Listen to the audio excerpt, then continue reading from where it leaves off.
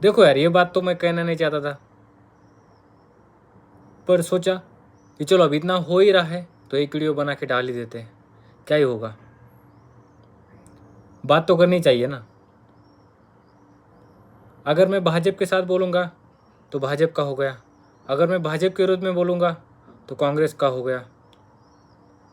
तो मैं पहले ये क्लियर करना चाहता हूँ, ना भाजपा आप किसी की सगी है, ना कांग्रेस आप किसी की सगी है, ना मेरी है ना आपकी है। इन दोनों ही पार्टी के जो भी नेता है, सांसद है, सब है, इनको आपसे कुछ लेना देना नहीं है। अगर सच में इनको लेना देना होता ना, तो चलो सांसद किसी का भी हो, वो कांग्रेस का हो या बीजेपी का हो, अगर आपको सपोर्ट करना होता तो रोड पे आता, ना कि आके भाषण दे के चला जाता। अभी जितने भी सीजेपी प्रोटेस्ट में आए, भाषण दिए और चले गए, कोई था लाठी खाने में? लाठी खाने में कौन थे? तुम, हम, यही थे ना। सीजीपी के 4 मेन पर्सन थे ना, अभिजीत दीपके, एक नाचने वाला और एक स्पोक पर्सन। वो कहाँ गए थे? वो फ्रंट लाइन पे क्यों नहीं थे? अगर रिवॉल्यूशन लाना था, अगर प्रोटेस्ट करना था और बच्चों के लिए करना था, हाँ मानते कि प्रोटेस्ट बच्चों के लिए था, आ गए कई लोग, उन्होंने भटका दिया प्रोटेस्ट को। अगर तुम 4 लोग सामने होते, ना पुलिस भी लाठी उठाती, ना कुछ और भी होता। अगर आज किसी को लगा है, सिर में चोट पहुंची है, या किसी और को कपड़े फटे हैं, या किसी और के कपड़े फटे हैं, देखा तो होगा आपने। इनमें ये जितने भी लगे हैं, कि वहाँ जितने को भी चोट आई है, कि वहाँ जितनों को भी हानि पहुंची है, उनमें ये कोई था जो प्रोटेस्ट में से आपको भड़का के गया? या सीजीपी में जो 4 लोग वहां पे बैठे थे, उनमें से था कोई वो मार खाने में? नहीं, वो आप थे, आगे हो गए थे। और इनको लेना देना नहीं है, ना कांग्रेस के सांसद को है, ना बीजेपी के सांसद को है, ना आम आदमी पार्टी के सांसद को है, किसी को भी नहीं है। छोड़ो, बीजेपी तो सुन नहीं रही है, विरोधी पक्ष तो सुनेगा। और जितने विरोधी पक्ष के सांसद थे, अंदर जाके बात करने की जरूरत ही नहीं थी। पहले बाहर ही खड़े रहते, बोल देते। जब तक धर्मेंद्र प्रसाद बाहर ही खड़े रह के बोल देते, जब तक एनडीए का वो धर्मेंद्र प्रधान इस्तीफा नहीं देगा, तब तक हम अंदर नहीं आएंगे, बहिष्कार कर देते। नहीं करेंगे। क्यों नहीं करेंगे? उनको आपसे, हमसे, किसी से लेना देना नहीं है। उनको सिर्फ उनके जितने सांसद है, बस उनको उनकी सीट का रिजर्व करना है अगले इलेक्शन में। आपको ये बात समझ नहीं आएगी। ये जितना भी पॉलिटिशियन करेंगे ना, ये बीजेपी के आजू बाजू ही करेंगे। एक तो बीजेपी सत्ता में रहेगी, नहीं तो बीजेपी का विरोधी पक्ष सत्ता में रहेगा। आप, हम सत्ता में नहीं आएंगे। ये आज नहीं है, बहुत पुराना चलता आ रहा है। अगर सच में रिवॉल्यूशन लाना है, तो जितने भी अभी सत्ता में है, जितने भी अभी अपोजिशन में है, उनमें से आपके साथ कोई नहीं होना चाहिए। आप खुद होना चाहिए। आपका खुद का एक एजेंडा होना चाहिए।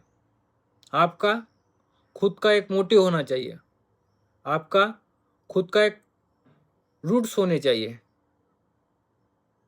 जिसके आधार पर तुम ये सब करना चाहते हो। अच्छे से सोचो, प्रोटेस्ट से कुछ नहीं होगा। अगर आपको सरकार बदलनी है ना,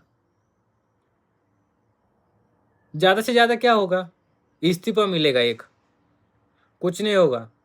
जितने सांसद थे उतने ही रहेंगे, उनमें चेंज नहीं होगा।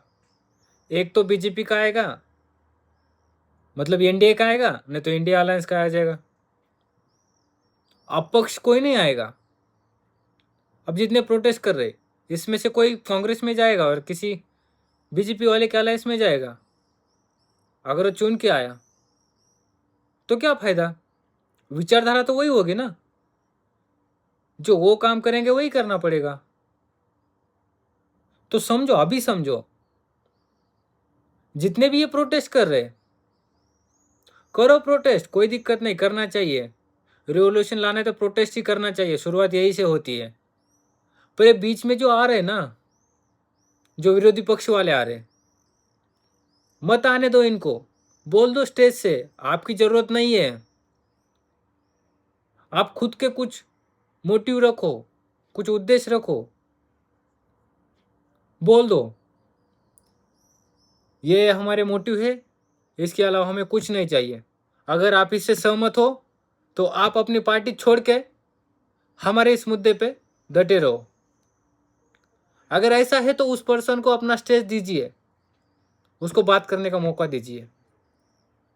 अगर नहीं है तो वो आपको चुना लगा के जा रहा है, वो खुद का नाम करके जा रहा है। अगर कोई आके आपके यहाँ पे बात करके जा रहा है, मतलब लोग उसको देख रहे और बाद में वो आपको वोट नहीं तो उसको करेंगे। और ये खुद नहीं चाहेंगे कि लोग आपको वोट करें। जितने भी अपोजिशन वाले सत्ताधारी है, उनको वोट सिर्फ उनको चाहिए। ये बात आप नहीं समझोगे, समझना पड़ेगा। ये बात जब तक नहीं समझोगे तब तक नहीं होगा रिवॉल्यूशन। रिवॉल्यूशन ऐसा नहीं आएगा। अगर आप सत्ताधारी पक्ष के विरोध में जा रहे हो तो विरोधी पक्ष आपके पक्ष में नहीं आना चाहिए। आपका खुद का एक विरोधी पक्ष होना चाहिए। ये मतलब ऐसा होगा कि देखो, अगर तुम बीजेपी को हटाओगे तो इंडिया अलायंस वाले आ जाएंगे, वो भी वही करेंगे। 60 साल तक उन्होंने भी वही करा है और 12 साल से ये भी वही कर रहे। और आप 60 साल वाले जो थे उनके साथ खड़े रह रहे हो, तो ये नहीं है सही। प्रोटेस्ट करना चाहिए। बीजेपी काम नहीं कर रहे तो प्रोटेस्ट करना चाहिए, पर तुम जब देख रहे हो तो सबको देखना चाहिए। इसमें सब आएंगे, आम आदमी भी आएगी, कांग्रेस भी आएगा, डीएमके भी आएगा और बीजेपी भी आएगा। तो ये बात समझो तुम।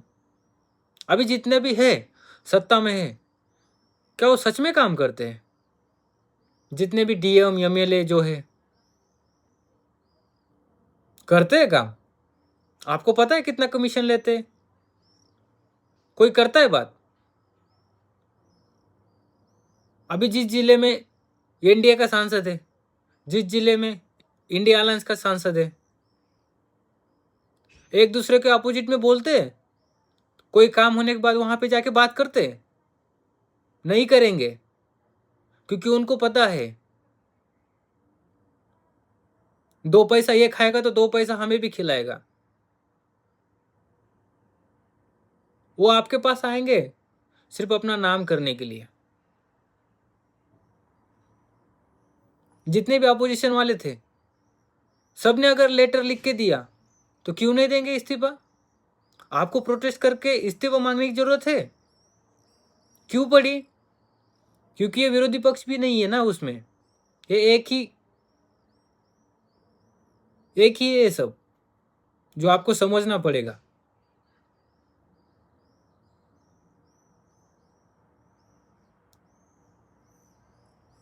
देखो, आपके बीच में आके कोई क्या मोटिव फैला रहा है ये मत देखो। आप अपना खुद का एक मोटिव रखो, खूब आप अपना खुद का एक विजन रखो। आप भी वही कर रहे हो जो कांग्रेस करते आ रही है, बीजेपी करते आ रही है। कांग्रेस भी जातिवाद करवाती थी, हिंदू मुस्लिम करवाती थी।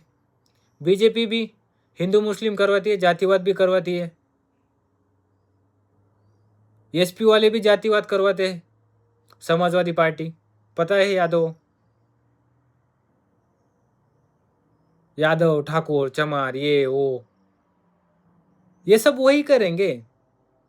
और आपको उनको नहीं देना है अपना स्टेज। अभी जो डिम्पल यादव बोली थी, आई थी सामने रोड पे, नहीं थी खड़ी, क्यों नहीं थी वो आपको समझना पड़ेगा।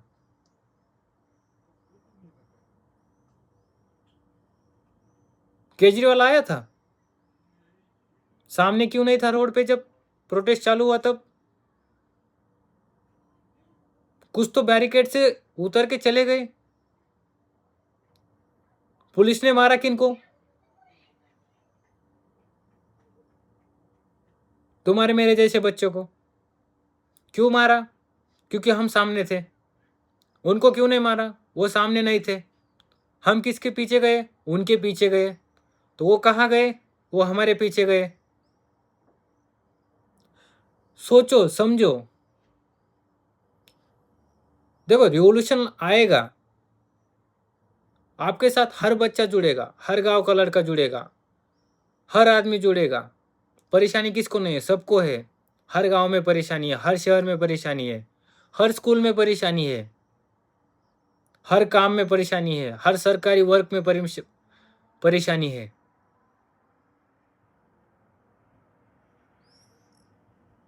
गांधी जी बोले थे, गांव को चलो। आपको वो बात समझनी पड़ेगी। आपको शुरुआत गांव से करनी पड़ेगी। हर गांव से आपको शुरुआत करनी पड़ेगी। हर छोटे लोग को आपको जोड़ना पड़ेगा, तब जाके रिवॉल्यूशन आएगा। एक जगह पे प्रोटेस्ट करने से रिवॉल्यूशन नहीं आएगा। ज़्यादा से ज़्यादा इस्तीफा देंगे, आपको मार के भगाएंगे, बस बात खत्म हो जाएगी।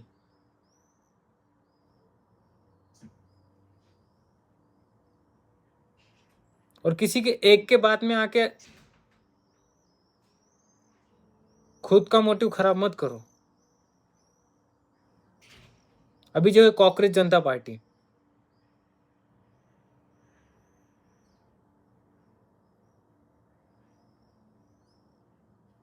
इनको बोलो, जो कांग्रेस जनता पार्टी के चारों भी ये है, अपने शहर में जाओ, वहां पे जितने भी काम चल रहे, जितने भी प्रोजेक्ट चल रहे, सबका अकाउंटेबिलिटी मांगो। वहां पे एमएलए जो है उनको मांगो, उनका जो भी है। भाई करो, यही करो ना। यही करने से होगा, वहां पे जाने से नहीं होगा, सांसद जाने से। शुरुआत गांव से होती है, सांसद जाने से नहीं होगी। जब तक तुम हर गांव के हर नागरिक को जागरूक नहीं करोगे, तब तक वहां पे कुछ नहीं होगा आगे।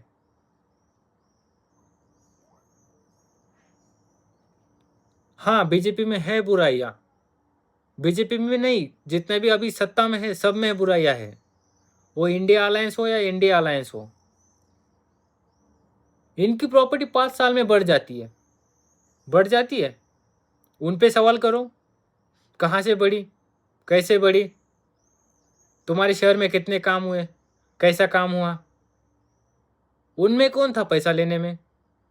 यही थे जो गवर्नमेंट में काम कर रहे, वो जो सत्ता में बैठे हैं। वहां पे नहीं बोलोगे, वहां पे बोलोगे तो ही होगा, यहाँ पे बोलने से नहीं होगा। सोचो आप, जो सही लगे वो करो। पर बात ये समझो, जितने भी अभी सत्ता में, सबका एक ही मोटिव है, वो खुद से चुन के आ जाए, उनका सीट फिर से रिजर्व हो जाए, वो आपका फायदा लेंगे। ग्राउंड लेवल पे काम करो, गांव से शुरुआत करो, हर गांव में।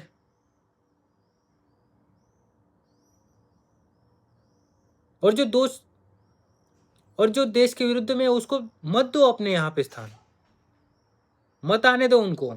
उनको बोलो तुम्हारा एजेंडा अलग से चलाओ, हमारे एजेंडा में मत आओ। उनकी वजह से भी बहुत सारे लोग आना चाहते पर नहीं आ रहे, बहक रहे उनकी बातों में फिर। ठीक है, बाकी तो आप समझदार हो, समझो।